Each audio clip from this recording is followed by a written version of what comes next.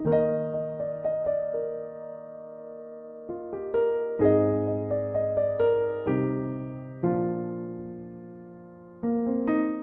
last week, or the past 2 weeks, nakita po natin sa ating pag-aaral that Jesus is the author at siya rin po yung purpose or layunin po ng ating po mga buhay. So si Jesus, nakita po natin na hindi lamang siya yung author ng Book of Revelation. Although si John yung nagsulat, pero si Jesus yung pinagmulan. Nakita, tutunan natin na si Jesus, si Jesus yung, kumbaga, sa kanya nagmula yung words na binabasa natin din sa Revelation. Pero si John, siya yung secretary. Siya yung type ng mga salita. And natutunan natin that Jesus is the actual author of our life. Hindi lamang po ng book ng Revelation. And sa nakaraang linggo, pinag-aralan natin na si Jesus bilang may hagda ng Revelation. Pero yung may hagda ng ating buong buhay, ng ating buong existence, at siya yung ating buong layunin. Siya yung hinahangad natin dapat sa ating buhay at sa ating So ngayon, tignan po natin yung 7 letters, and we will start with the first letter, which is addressed to the church at Ephesus. Pag-aaral po natin ngayon is tinawag ang Jesus our first love. So si Jesus yung ating pong unang mahal. Pagka sinabing first love, mga love next door. Ay, pag sinabing first love, anong unang pumapasok sa atin? Never dies. First love never dies. Ito ba yung ito? Yung first love mo?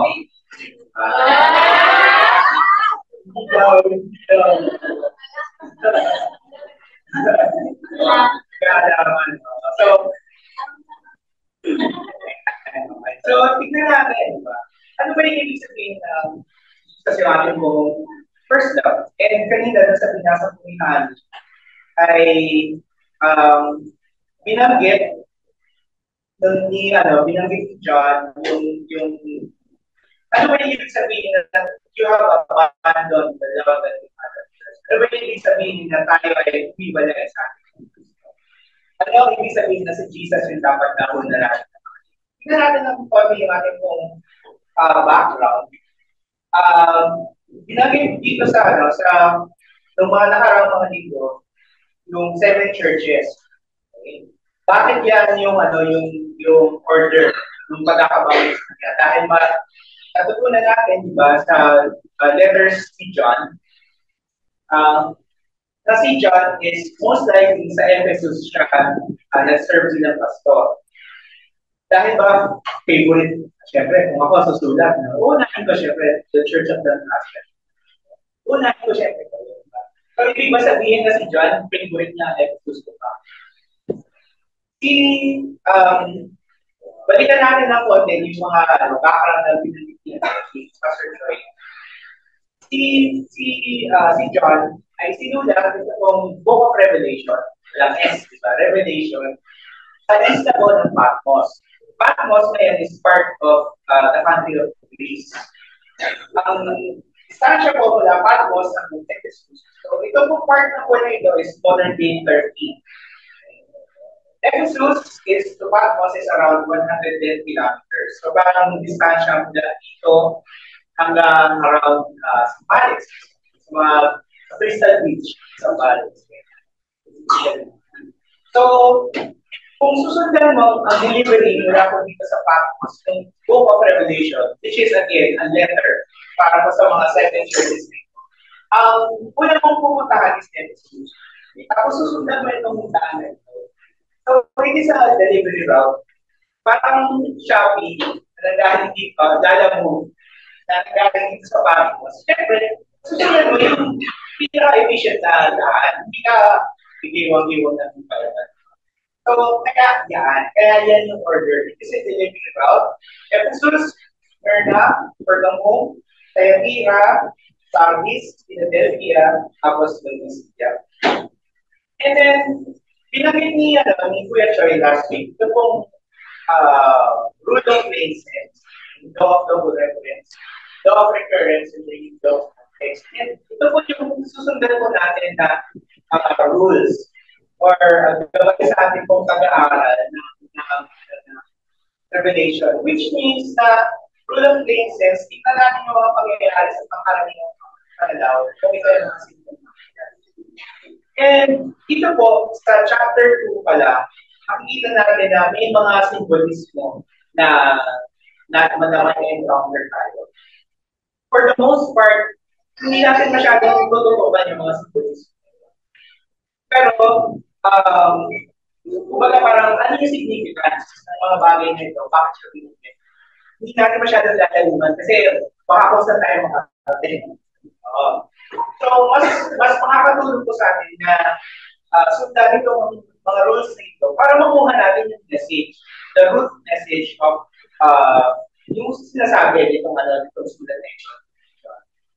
So, the first part, sabi na sa verse 1, the angel of the church in Ephesus, right? The words of him who holds the 7 stars in his right hand, who walks among the 7 golden lampstands. So, sino ito? Sino itong nagsasalita nito? Meron bang nag-ano? Sino?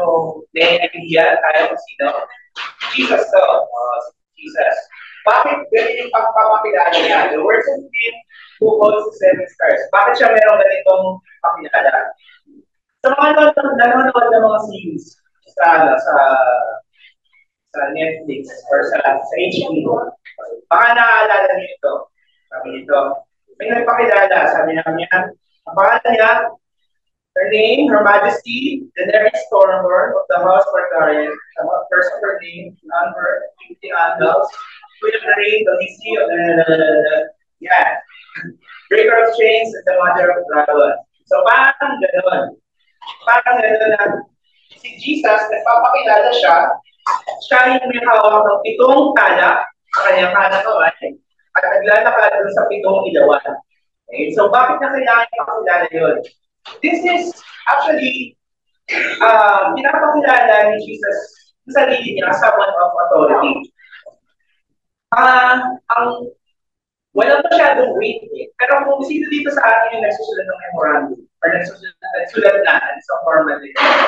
Mayari, nagsulat tayo ng sulat kay Cathy Christie, Kagawan, Mayor, nagsulat kay Mayor, di ba? Si, His Excellency, Honorable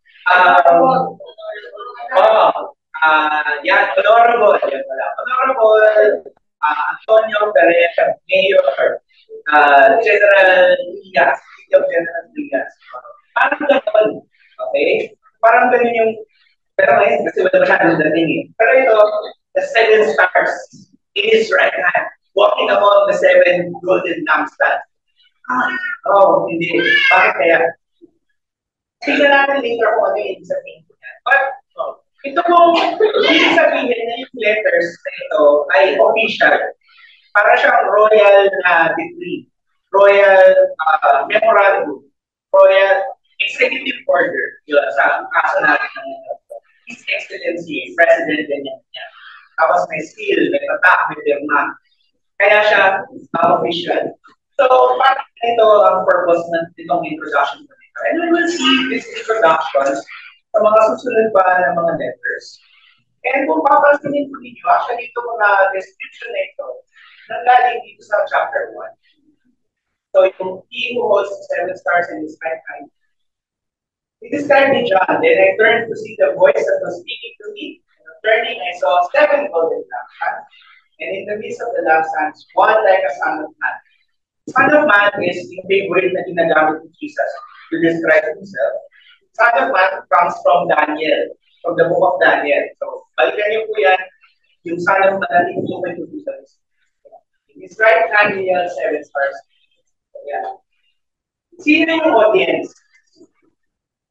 Ang audience ng letter po nito is the Church of Ephesus. Sabi nyo, sa verse 1, the angel of the Church in Ephesus. Right. Okay? Ano ba itong Church of Ephesus na ito? is this the same church na sinulatan ni Paul, the letter to the Ephesians? Yes, this is the same church. Ang difference mula doon sa letter ni Paul at saka yung account ng pagtatayo ng Church of Ephesus sa Acts chapter I think Acts chapter 15, yes, Acts chapter 17. Ang difference noon saka dito sa book of Revelation is about 40 years. So, most likely, konti na lang, or kung meron pa na nakikira sa original congregation na kausap ni Paul. Ephesus is a major city and seaport on what is now modern day Turkey. Pinakita ko sa inyo na nakakakita. And kilala ang Ephesus, the city of Ephesus, with the temple of Diana. Artemis, the temple of Artemis. Kung maalala ninyo sa Acts chapter 19, si Paul ay naging lead siya ng isang matinding riot sa Ephesus kasi yung mga gumagawa ng mga idolo ni Diana, ni Artemis, nawawala na sila ng trabaho kasi wala na masyadong bumibili. Maraming nagiging Kristyano. So sabi ng mga gumagawa ng idol, Paul ang may sala, bakit tayo malulungin? Tayo malulungin dito siya, iba sa si Paul. Tapos, magbuhay si Diana, magbuhay si Artemis. So nagkaroon ng riot sa city. So, balikan niya sa ano. And ito yung pinaka-foremost na landmark nila, the Temple of Artemis, which is actually part of the 7 wonders of the world yung panahon na yun.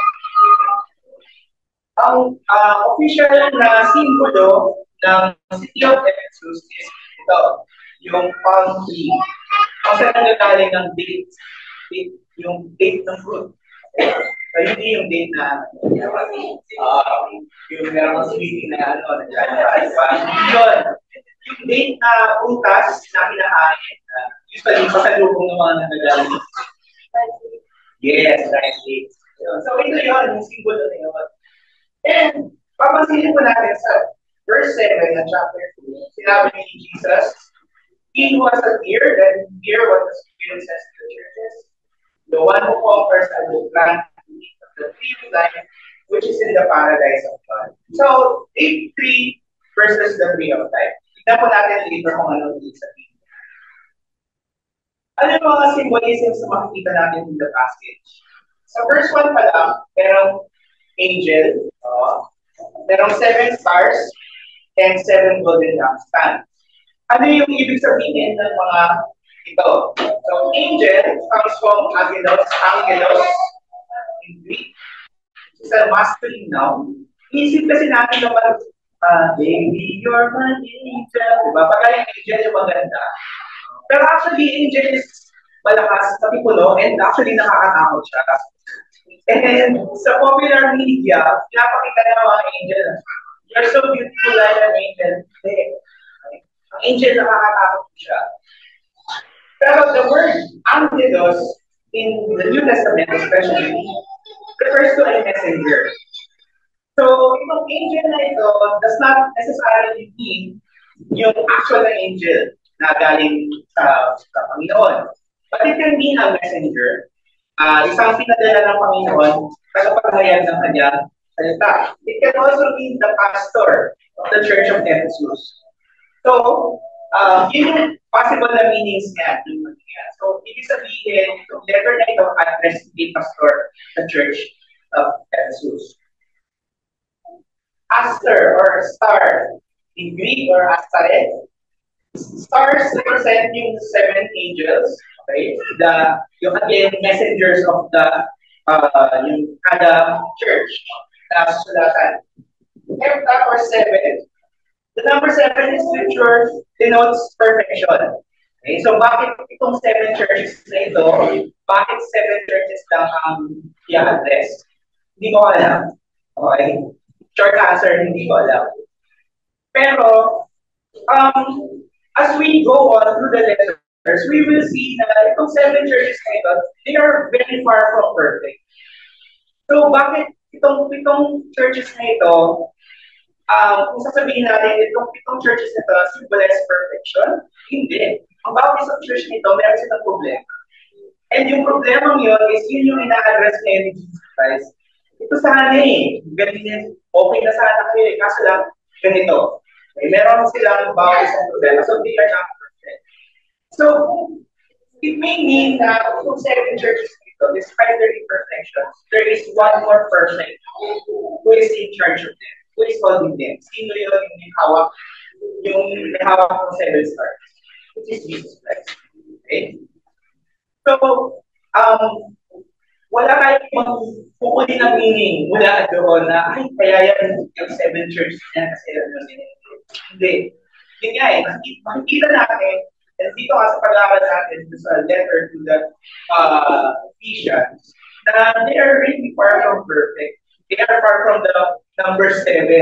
Yung ibig sabihin 7. But, we will see kung sino ba yung may hawak sa kanila. Ano yung significance ng Jesus na nagbibigay ng mensahe? Next, sino naman yung Nicolaitans? Binasa kanila ni Hani. Hindi po sila fans daw. Okay. Hindi sila grupo ng mga fans, mga fan ni Santa Claus. So hindi, wala siyang pinalaman. May mga nagsasabi sa Acts 6, verse 5, na itong Nicolaitans na ito ay followers ni Nicholas. Isa dun sa ito na original na deacons na pinili ng church. So, kasama dun sa group na ito si Stephen, Prochorus, Nicanor, Timon, Parmenas, and si Nicholas from Antioch and convert to Judaism.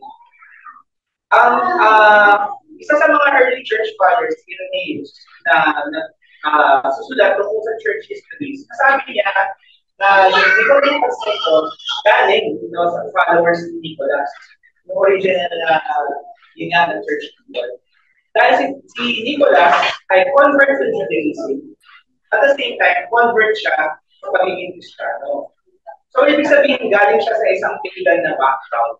So, most likely, ay pinaghalo niya yung kanyang pagan daw na background dun sa pagsamba ni Cristo. Pero, outside of the Bible, yun lang yung meron tayo na tungkol dito sa atin. But, outside of this, wala tayong background. Sino ba yung Nicolaitans dito? Except for the fact, and we will see dun sa susunod na chapter, na yung Nicolaitans, sila yung mga Kristiyano sila. Nagsasabi sila actually na Kristiyano sila. Pero yung pamumuhay nila ay hindi ayon sa pamumuhay nila. Bakit? Sexually immoral sila. Sinusupport nila yung mga fiesta. Again, yung pinag-aaralan natin, di ba, yung mga fiesta sa Greek and sa Roman culture. May sexual immorality na dito. Diba? May mga sexual ceremonies na pinag-perform. And kumbaga, Kristiyano sila, pero nakikipart-take sila sa ganitong klase.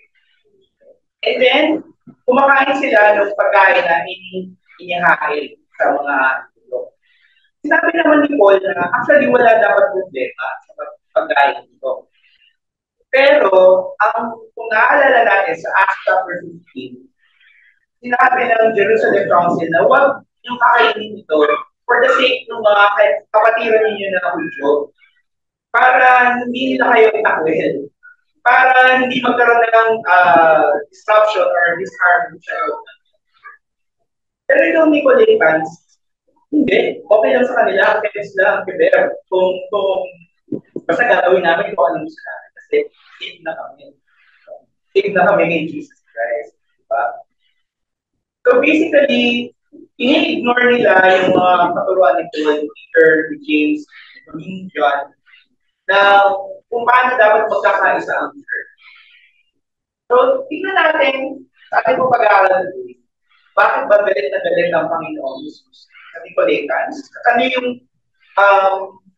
ano yung magiging significance ito para sa atin sa pag-aaral natin? So, unang katotohanan ko na nais kong ibahagi ko sa atin, sa alam ni Jesus Christ yung mga pinagdadaanan natin, pati yung mga pagkukulang. Sinabi din sa verse 2, I know your works. Alam ko kung ano yung mga ginagawa ninyo. Alam ko yung mga pinagdadaanan ninyo. Your toil, your patience, endurance. How you cannot bear those who are evil. I have tested those who call themselves apostles and are not founded false. I know you are enduring patiently and bearing up for my name's sake. And malaking encouragement ito para sa mga sinusulatan ni John. Nung final sinulat niya ang Book of Revelation or the letters to the church, this is around the time of the Roman Emperor Domitian. Si Domitian, meron siyang reputasyon gaya ni Nero. Naalala natin si Nero. Nero, di umano, sinunog ang Rome. Tapos, concert siya sa kanya. Terrace, mutog ng sweet child of mine. Habang nasusunod ng Rome, tapos sinabi niya, ang mga Kristyano may gawa nyo. Kaya, hinanap ang mga Kristyano, pinapatay sila. Ilagay sila sa Coliseum, ginawa sila ng mga gladiator. Pero dito kay Domitian, umpisa pa lang, out na mga Kristyano. Bawal na kayo. So pag sinabi mo, nilagay mo sa Facebook profile mo na I am a child of God, bukas na daw mo din. I am God's princess. Diba? Dapat ka kinabukasan. Kasi, para kay Domitian, sabi niya, siya ay Dominus et Deus. I am Master and God. Pinagbawal niya ang pagsama kay Jesus Christ. So there was a systematic persecution against Christians. So, para marinig ng mga Kristiyano, ng mga believers sa Jesus na alam ni Kristo kung ano yung pinagdadaanan ninyo. Alam ni Kristo kung ano yung inyong pinaghihirapan. Alam mo yung encouragement doon? So, ibig sabihin na ito, nagtitipon-tipon tayo sa lugar na ito. Tapos nag-i-struggle tayo sa ating faith. Alam ng Panginoong Jesus. So far, wala pa tayo sa, wala pang kumakatok sa atin na nagsasabi na, bakit people? Sana huwag natin makapunta. Pero, kumbaga, when we think of these things, when we hear of these things, that the Lord knows what you are doing. However, there's another side. Dahil alam ng Diyos kung ano pinagdadaanan natin. Alam na din yung pagkukulang natin. Sinabi nito sa Ephesians, I have this against you. You have abandoned the love you had first. Masakit na rin yung sinabi ni Jesus na sa kabila ng pagpupursige ng Ephesians, nakalimutan nila kung sino yung minamahal. So, pwede pala yun. Pwede pala yun na nagpupuri tayo sa Panginoon, nagtitipon tayo bilang isang church, ginagawa natin ito, nagbabadol study tayo tuwing Wednesday, nagkakatok-katok ka sa village nyo. Alam mo ba, mahal ka ni Jesus, diba? Pero wala pala sa doon sa mga previous na pag-aaral natin sa sulat ni John, we know that there is a problem underneath the church. Kasi sabi ng mga tao na mahal nila si God, pero galit sila sa kapwa nila. Kanilang kapatiran. So, paano kung mamahalin ng Diyos kung meron kang galit sa iyong kapwa? Sa paalala ni Jesus na ito, sa Ephesians believers, pinapaalala rin sa atin, nakikita ng Diyos yung ating mga paghihirap, as well as yung ating mga pagkukulang. So, anong ibig sabihin ko dito? Panghawakan natin palagi sa Kristo ang panghawakan. Sabi dito sa verse 2, alam ng Diyos, di ba? Alam ni Kristo kung ano yung pagdadaanan natin, kung ano yung pagsisikap natin. You have tested those who call themselves apostles and found them to be false. I know you are enduring patiently and bearing up for my needs. Sa pamamagitan ng pananatili sa gospel, diba? Yung mga Ephesians, nakita nila, ay, real or fake. Real or fake. Itong Christian ito, real ito. Itong apostle na ito, nasasabi ng apostle siya, fake siya. So, fake siya, hindi siya totoo. Diba? Paano natin malalaman yun? Kung tayo ay nananatili sa gospel. Paano na tayo mananatili sa gospel? Kung lagi natin binabasa ang Bible. Diba? Pananatili sa katotohanan ng gospel, maiiwasan natin ang kasamaan. Maiiwasan natin yung mga nagpapanggap na alagad. And this is the encouragement na sinabi ng Panginoon sa Ephesians. Sinabi niya na, good job kayo, na kayo nagpapatuloy sa tama, kayo nagpapatuloy sa katotohanan. And sa panahon natin, actually, madaling maging pastor. Bakit? Sa ano ko, sa timeline ko, kasi madalas, pag nagpapahinga ako, tumitingin ako sa Instagram. And part din ko na ako ng trabaho, naghahanap ng mga trends sa Facebook. And for some reason, lumalabas ko sa akin kung meron po mga, hindi ko naman kilala, pero yung nag-sold lang ng jacket, may hawak na mic, tapos sabi na nagpapagaling na sila. Diba? Merong isang, sinabi ng pastor daw siya, isang kalera sila ng mga senior, tapos meron nakalagay dito, meron daw siyang sakit na cancer, pinag-pray na, hindi nga pinag-pray, hinawakan niya na gano'n. Tapos nag-isa yung alin, tapos magaling na daw siya. So, sabi ko, sa atin, parang, hindi naman yan totoo. Pero when you go to the provinces, when you go to places na hindi pa naaabot ng gospel, maraming mga tao maniniwala sa Diyos ko. Diba? And we see it on social media, we see it on TikTok, we see it on IG. Diba? Ang galing magsabi na, baka nga sa Diyos ko. Natatawa tayo whenever we see yung mga balita tungkol kay CQ. CQ Bulo. Whenever we see na, ay, parang kapatawa na naman. Pero bakit maraming na umalis? Bakit maraming naniniwala ang sinabi niya na, I am now the owner of the earth. I am now the owner of the world. I am the son of God. Tapos din, kumbaga parang, yung paghuhuli sa kanya, tigil ng mga followers niya, para siya si Jesus na remember si Diyo. Diba? Bakit maraming tao naniniwala sa kanila? Kasi we are not, hindi po kasi malalang puso at isipan sa katotohanan. So sana hindi tayo umaasa sa TikTok or sa FB para sa mga pinaniwala natin. Kung parang walang konsensyahan. Hindi ako nandito para konsensyahan kayo. Para sa mga Bible mo. Nung panahon namin, gano'n eh. Wala, hindi ka nagbabasa ng Bible mo dahil dyan, magpalibre ka ng pizza. Pag nakikita yung grupo namin. So, may pagkakataon na hindi ako makapagbasa ng Bible ko dahil libre ko na rin. Diba? Mas gusto niya pa naman libre kaysa magsigap na basa ng Bible. Siya may ewan. Pero, mas malalaman natin kung anong katotohanan. To spend more time in the to spend more time reading our Bible, to spend more time thinking about and studying about the Word of God. Yung mga specialista na nakakakita ng peking pera, yung mga teller na nakaka-detect ng peking pera, sa tingin lang, kahit hindi nila nilagay sa machine, pero alam na nila, bakit nila alam?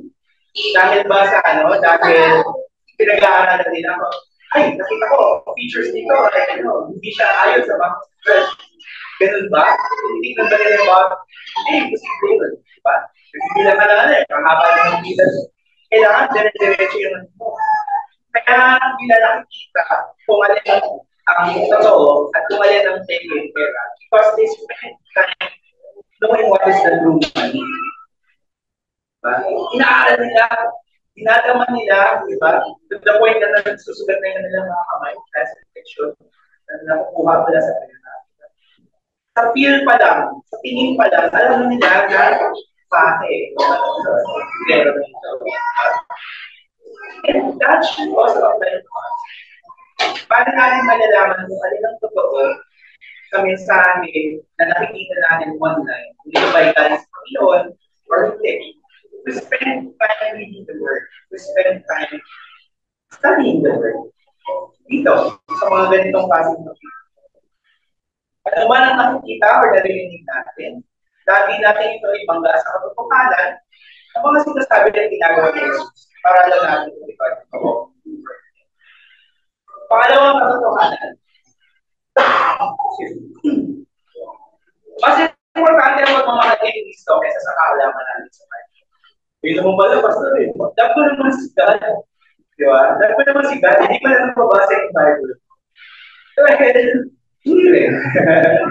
Kailangan, yung pagmamahal natin sa Panginoon, balansihin natin kung paggustuhan ng pagbabasa ng salita. But, yung knowledge natin is not enough. Okay? Hindi sapat na ay ganito na yung mga bagay na yan, di ba? Kasi it's possible, nakita natin, I have this against you, you have abandoned the love we had at first.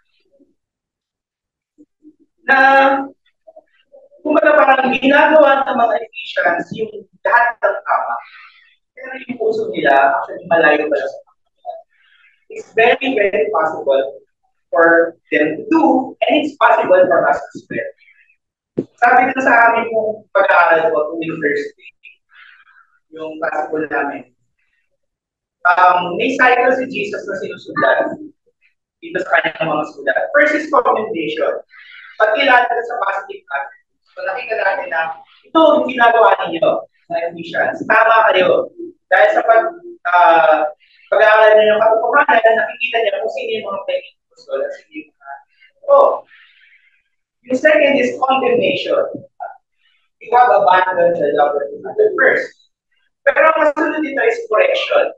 Pagbibigay ni Jesus ng instruction para manumbalik yung church sa dati nitong pagsunod kay Cristo. So dito na-identify ni Jesus yung sakit, which is abandoning their first love. So paano ang isang church na nakipagpunggay for the gospel, actually nawala ng kanilang first love? Possible dito na binali natin kanina na 40 years of gap between Revelation and the verse of Paul. Kung specifically mo na yung history niya sa episode. Sa 40 years na yun, hindi natin alam kung ilan pa yung original members. Sa 40 years na yun, hindi natin alam kung nag-transfer ba ng mga original first generation na believers. Sa mga susunod na, I think there are around, sa 40 years na yun, there are about 3 generations na siguro sa loob ng church. So, by the time ng third generation, hindi natin alam kung sila ba ay yung talagang mayroong pagmamahal sa Panginoon. Alam nila kung ano yung tama, but they don't really know what it means to love Jesus. And this should serve us as a warning for us. This should serve as a warning for us. Kasi, hindi porket, natutuwa naman tayo sa mga anak ko natin. Natutuwa naman tayo sa mga anak natin. Pag nag-perform sila, tuwing Sunday, diba? Yung mga natutunan nila sa Sunday school. Pero, hindi ibig sabihin na nakikita natin sila na nag-enjoy sa ginagawa nila. Does not exactly mean that they automatically love Jesus. Kasi baka mamaya yung pipilitan na wala na sumayaw. Di ba? Pipilitan na na mag-recite ng verse para lang hindi ka pagaling dyan. Pagdating sa bahay, pati na mag-recite. Huwag naman sana ka na, di ba? Matulungan po ng ating mga anak yung pagmamahal sa Panginoong Jesus kung nakikita po nila ito sa akin. Excited ba tayo magtungo sa church para pag-ibuli? They do not see that excitement. Sabihin ng mga bata, sabihin ng mga anak natin, si mama at papa, hindi mo pala excited na pumunta sa church. Okay lang pala. Okay lang pala. And then we expect our children na pumunta ka sa church, pag-aaral sa Sunday school, kung tayo mismo, hindi tayo excited. Diba? Kusing na ako, wala akong pinakasamahan ng Jesus. Diba? Pero baka naman mamaya, ang nakikita na sa atin, ang may papasa ba natin pag mababa si Kristo? O, sorry talaga siya. Pero, baka naman puro salamin-salamin na pinapasa natin sa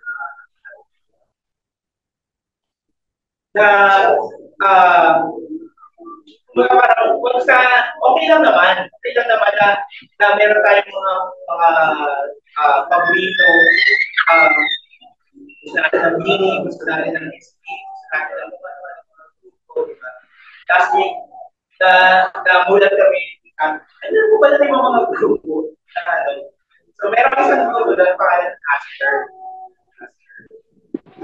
At the end of the day, nakakaw na nila sa akin, Aster mo. Aster mo, Aster Choi. Diba? Aster, yeah.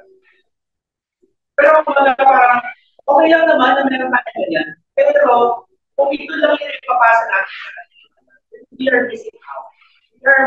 Our children also are missing out on the love for Christ. Siguraduhin natin na yung pagmamahal natin sa mga fandom natin, more than all of these things, ang naipapasa natin yung pagmamahal natin. Kaya sa mga parents na nagdadala ng mga anak ko sa church, kahit na makulit po silang ganyan, diba? Salamat po sa Diyos sa inyo. Diba? Salamat po na dinadala niyo po sila dito. Salamat na dinadala niyo sila for them to learn to hear about the gospel, to hear about Jesus Christ. Kasi hindi natin alam kung ano yung mga nakataling sa kanila mga gusto. Maganda lang na pagdating sa bahay, sunan natin kung ano yung mga o anong natutunan nyo kay teacher. Nalaman ko po na pag gano'n, meron sila natutunan na bago.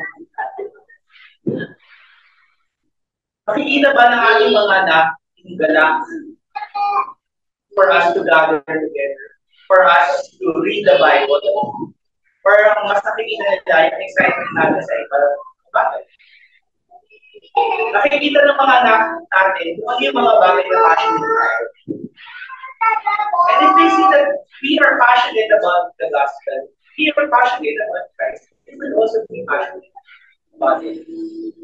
Pero kung hindi tayo passionate about Jesus, hindi tayo passionate about the Bible, kung ano man yung pinakabalahan natin, mas hindi lang i-adapt. Kung hindi tayo passionate para kay Kristo, wag natin i-expect na yung mga lahat natin, mamahalin. That is what happened with Ephesus. Alam nila kung ano yung tama, pero hindi nila naipasa sa mga susunod na so, ano kung ibig sabihin sa mga nagsisi tayo palagi sa ating mga friend. It's very easy for us to say na ay hindi mangyayari sa atin yan. Or, ay, maganda tong church na ito, diba? Magaling yung pastor, Madaling sabihin na gano'n hindi natin ma-experience ang ganyan. Sabi nga ni Paul sa 1 Corinthians, this is 1 Corinthians 11. Sinabi ni Paul na yung sino man na nagsasabi na hindi siya mapitinat, mag-ingat. Kasi pwede kang malaglag, pwede kang and he thinks highly of himself, they keep less control. And kaya ako sila kanina sabi ko, prayer, kalan kong pastor, ay meron kong balita sa kong nakaraang about a international pastor. So, hindi ko siya familiar po sa inyo, pero familiar po siya sa mga marami kong kakilala ko. Pastor po siya sa isang church sa Dallas, Texas. And lately, parang actually this year or last year, bumisita siya dito sa Pilipinas, tumagay conference, nagturo siya.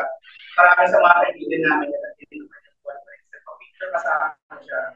Diba? At talagang blessed na blessed sila dito kay Pastor Neto. 3 days ago, dumating yung balita ito sa internet, na itong pastor na ito has been disqualified from pinadala siya sa church, sa kanyang pinakapastoran, kasi nagkaroon siya ng relasyon sa isang babae, maliban sa kanyang asawa. So, sa inappropriate relationship. So, na-disqualify siya from ministry. And, nakakalungkot lang kasi yung ibang mga Christian, sabi na, yan kasi follow kayo sa pastor.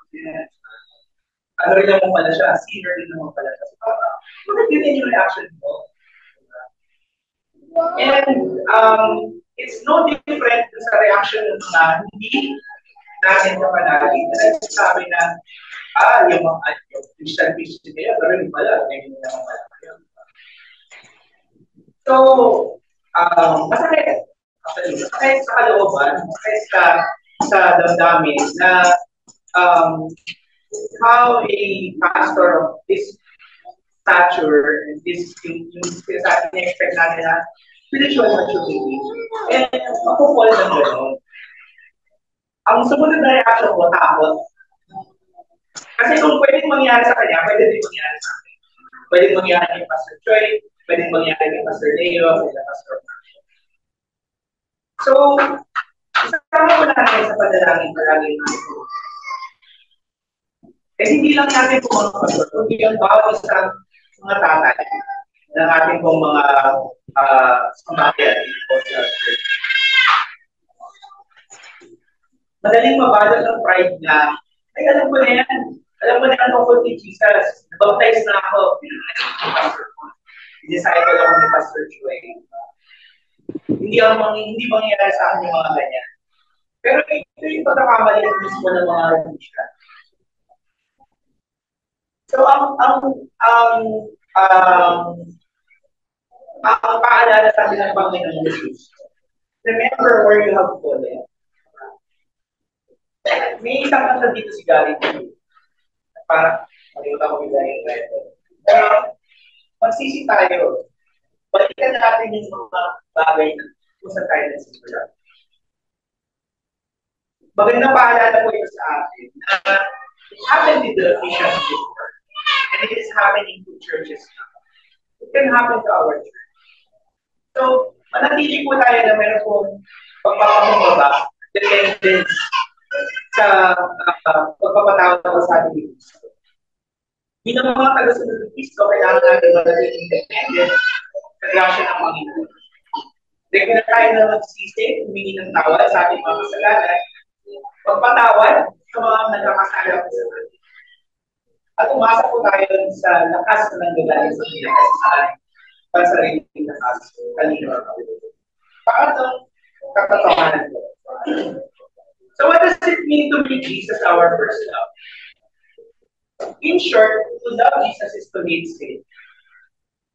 Kaya nga, kailangan ng pagsisisi, kailangan ng repentance. Ito ay pagtalikod sa kasalanan, paglapit kay Jesus na siya ang nagpatawad sa atin. Kaya issue kay Jesus Christ yung mga Nicolaitans. Kasi, ang gustong ipahayag ng mga Nicolaitans na gawin mo lang mo yung gusto mo. Diba? Gawin mo yung gusto mo kasi pinatawad ko ng Jesus. In short, para sa Nicolaitans, ang kanilang end goal is to enjoy life. Sundan mo kung anong gusto mo. Diba? And si Jesus, paraan lang para makuha mo kung anong gusto mo. And does that, yung naipatunay lang yung first love. Pinapanood natin sana sa ating drama. Yung ate, na pinaglaban ng CEO. Yan. Ganun naman palagi eh. Pero ang isang simpleng ate, na pinaglalaban ng dalawang poging CEO. Diba? Ba't lagi ganun na? Ba't ganun sa totoong buwan, hindi naman ganun. Diba? Kaya si Mami yun, nagkahanap ng CEO. Bakit laging ganun, di ba? Pero, umaga parang, dumarating doon sa point ng drama na nagkakabukuhan, di ba? Na si ate, feeling niya, ginamit na siya. So, towards towards an end, towards a means to an end. Or si Kuya, feeling niya ginamit lang siya dahil si ate gusto niya ng mga sa, sa society. Diba? Kaya nga yung, yung nanay ng sino, ano bang kailangan? For me, diba? Kasi ko, tapos nabili ng yun, break na tayo. Meron ba mga kaibigan? Diba? Hindi ka ng first love. Diba? We understand first love as being pure, as being passionate, and as being yung talagang handa kang ibigay yung sarili ko dun sa kabilang pag-ibig, and vice versa. And that is what first love means. Diba? So kung tayo mahal natin si Jesus Christ, huwag natin siyang isabay dun sa kung ano yung gusto natin. Si Jesus, hindi natin siya gagamitin para lang makuha ko ang gusto. Jesus, hindi natin siya gagamitin para lang makuha natin yung magandang buhay.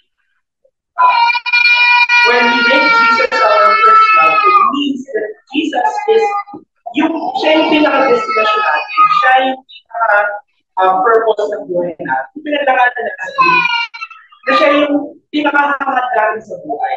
Siya yung ating purpose, siya yung ating life. Kaya, ayaw ng Panginoong Jesus sa Nicodemus. Kasi ayaw niya na ginagamit natin. Kasi yung mga Nicodemus, yun ang gusto nilang pangalan na turo. Actually, itong katuruan nito is still present until today. Itong attitude na ito, na magtiwala ka kay Jesus tapos makukuha mo na lahat ng gusto mo.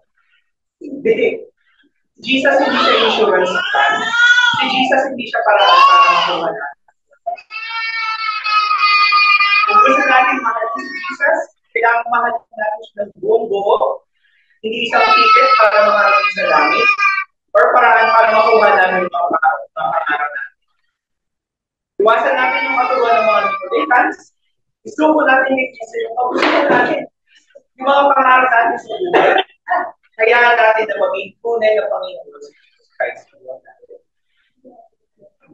Umasa tayo at makinig sa pamumuno ng Holy Spirit para tayo magpusigay hanggang makasama natin. And to surrender to Christ means that we need to follow the Holy Spirit daily. Bakit tayo nakukonsensya kapag meron tayong ginagawang mali? Punta ka doon sa supermarket, tapos bibili ka doon sa mall. Tapos ako ang iyong konsensya. Ito po na commercial na yun. Iisip natin kasi parang ganun ng konsensya. Hindi ba ako ito sa dunia? Hindi ka na ng konsensya natin. Nakukonsensya tayo kapag meron tayong ginawang mali. Sinungaling tayo sa ating mga. Sinungaling tayo sa ating mga. Parang will joke ito ng banal na Espiritu. Pero more than relying on our feelings, mas maiging kumasa tayo kung ano sinasabi ng Holy Spirit.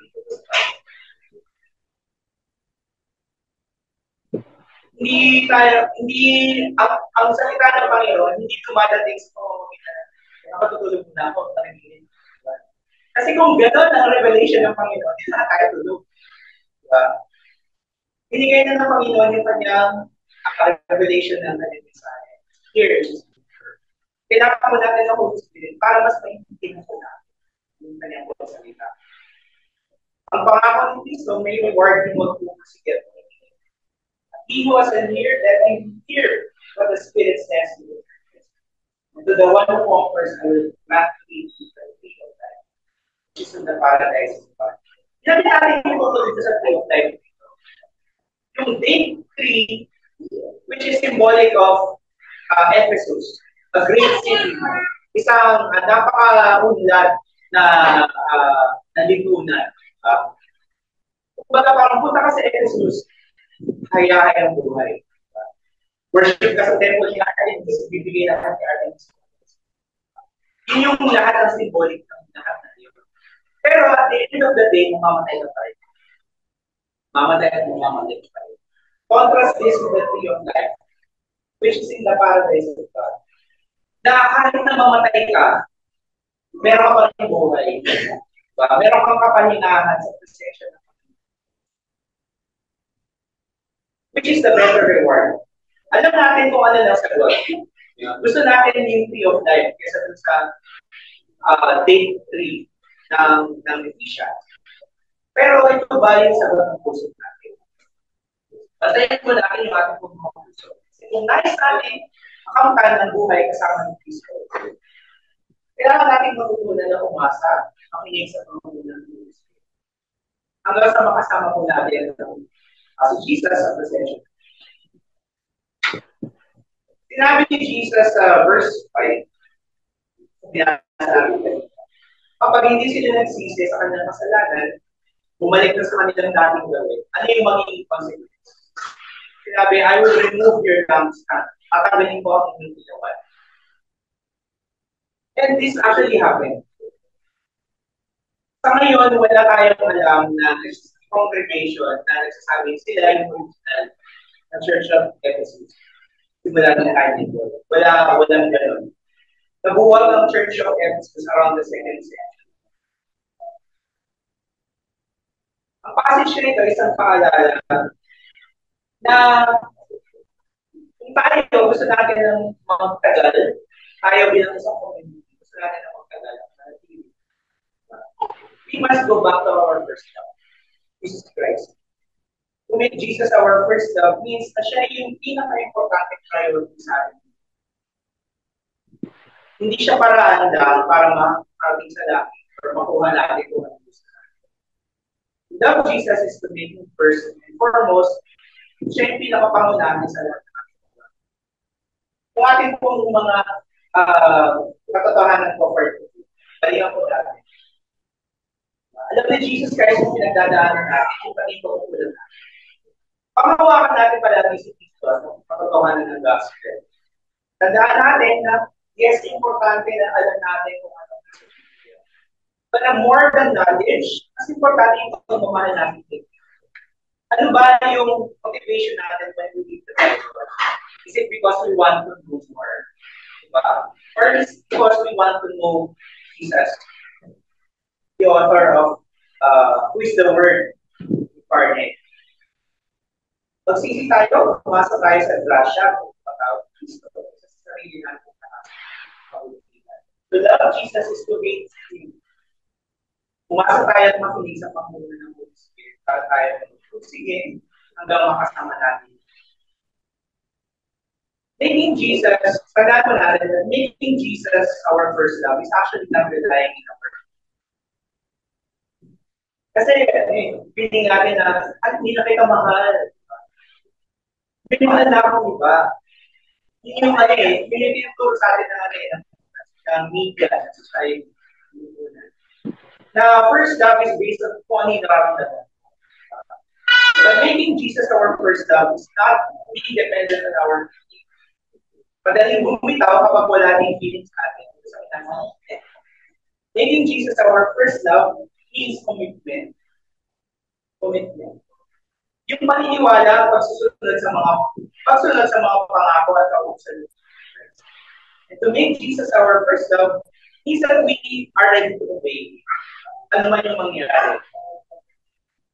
Kahit sabihin ng mga kamag-anak natin na iniwan mo yung paniniwala natin, diba? Pero kung gusto natin talagang makuha si Jesus, we are willing to let go of that. To make Jesus our first love means that we are ready to read His Word. So na natin si Kristo, ipasa natin yung pagmamahal sa Kanya sa ating mga anak. Let us repent, let us obey Jesus, our first love. Sisi tayo sa ating mga kasalanan, ating mga pagkukulang kay Kristo at mahalin natin siya. Sa pamamagitan ng pagsunod, pagkilala sa Kanya. Kila sa Kanya.